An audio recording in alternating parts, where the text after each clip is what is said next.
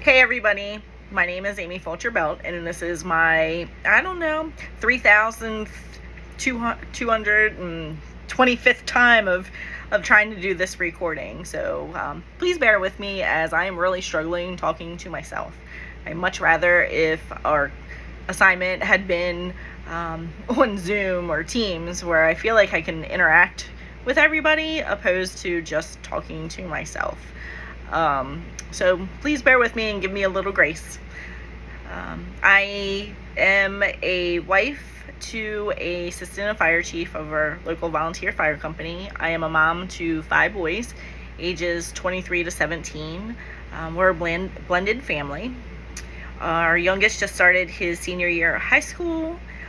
The first day was very bittersweet, as I think I might be struggling with this last one in high school thing. Them growing up went entirely too fast. The saying that the days are long and the years are short are completely and utterly true. So those of you who have kids can relate, and those that don't but plan on having kids, you'll see. Enjoy all the little moments because it goes by so incredibly fast. Aside from those being a mom and a wife, I also work full-time for the state of Maryland as a apprenticeship navigator. I work in the apprenticeship and training division of the workforce development and adult training division. I market, develop, administer, and monitor structured registered apprenticeship programs and also youth registered apprenticeship programs.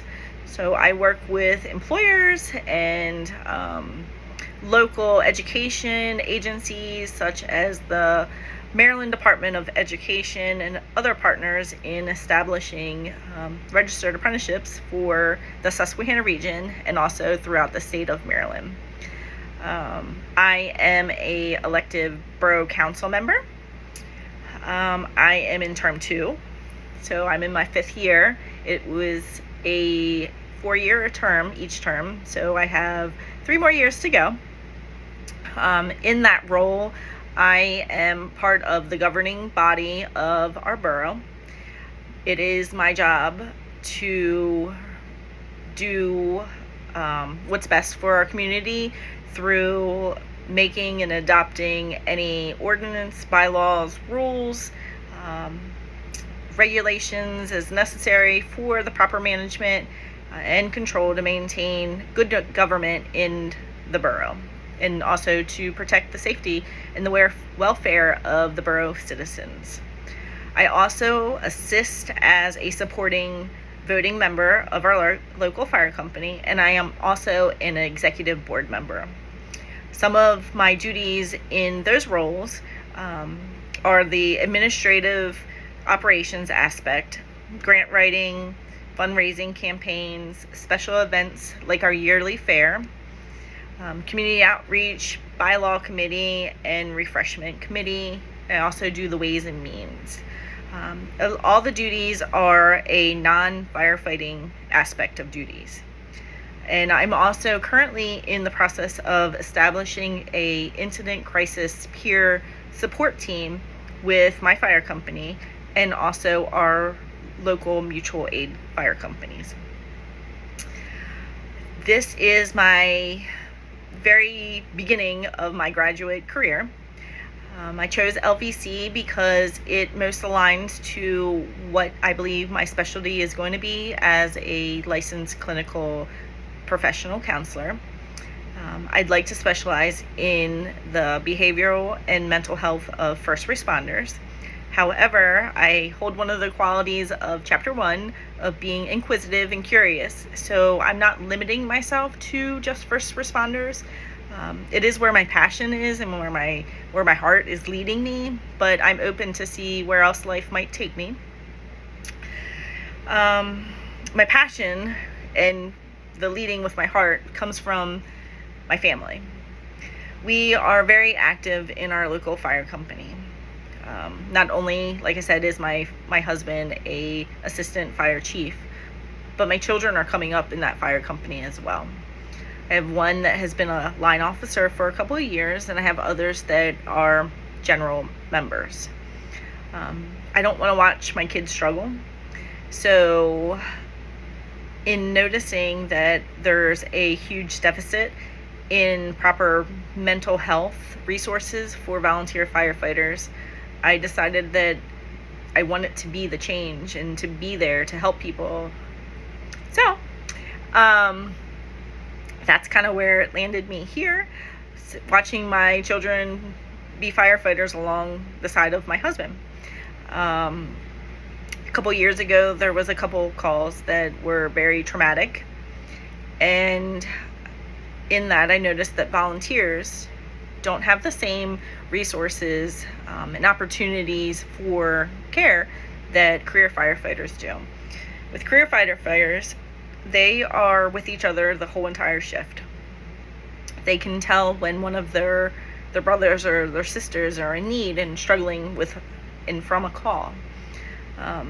They can kind of see the shift in their actions or their emotions to where that they can get them additional resources if need be. Volunteers, it's a different aspect. When they're done a call, they generally jump in their cars and go home. They go back to their lives, to their family, their work, or whatever they were in the middle of doing when the tones dropped and they dropped what they were doing to go help somebody in need. So I learned that heroes need heroes too. And I want to be one of those heroes for our first responders. They need it. They deserve it. Somebody needs to be looking out for them and their mental health as well. I think it's imperative. So that's kind of how I began and working on establishing that incident crisis support team. So I figured I start there because it's what I can do now, and then build and work towards my LCPC in care for first responders. During my bachelor's degree, I had to do an internship for 2 semesters. I worked for about a year in setting up that internship with IAFF Center of Excellence. It is a behavioral and recovery health center focused on the care of strictly just professional firefighters. I learned firsthand that I possess a lot of those qualities that we talk about in chapter 1, and I learned it through my internship. I learned what it's like to be empathetic, even though I already was, but it's more so of trying to understand where people are coming from and their point of views. I try to put myself in their shoes and see how I might feel about those different situations that they have been in or have dealt with. I look forward to the verbal exchanges and learning things. The verbal exchanges in person, not so much like this talking to myself. I'm not really enjoying that verbal conversation. Like I said, I'd much rather if this was like Zooms, Teams, or even having a class that meets virtually. I am an active listener, and I treat others how I want to be treated. I think that's imperative in giving respect and being respectful. I also, through my internship, realized that I needed to be self-aware of my biases and to address them accordingly. One of those was that I didn't think I wanted to care for those with addiction or substance abuse issues.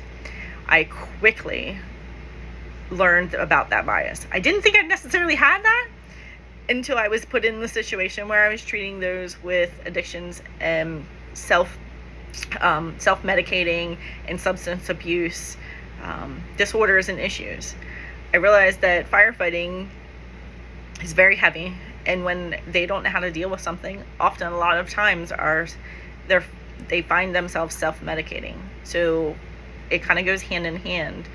And I realized that I need to be open to treating all aspects of first responders, and then I need to deal with my biases of me thinking that I didn't want to treat those with addiction because my eyes have been open, and that's very much now a goal of mine. Not only is it the grief counseling and trauma counseling and EMDR that I'm interested in, but I'm also interested in substance abuse counseling as well. So my ultimate goal would be to have my own practice.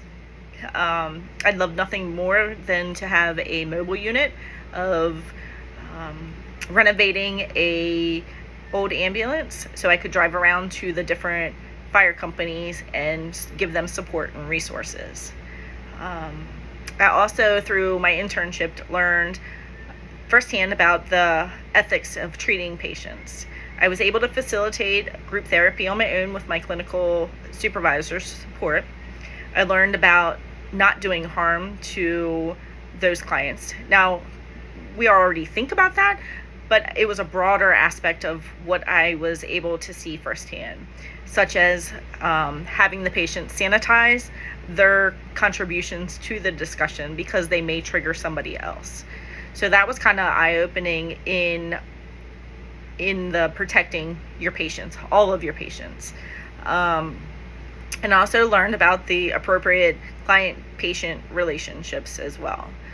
Because some of them want to be your friends. You sometimes have a connection where, had you not been in a clinical patient setting, that you probably would have been friends with that person because you guys just clicked. So I learned the rules and regulations and guidance about dual relationships.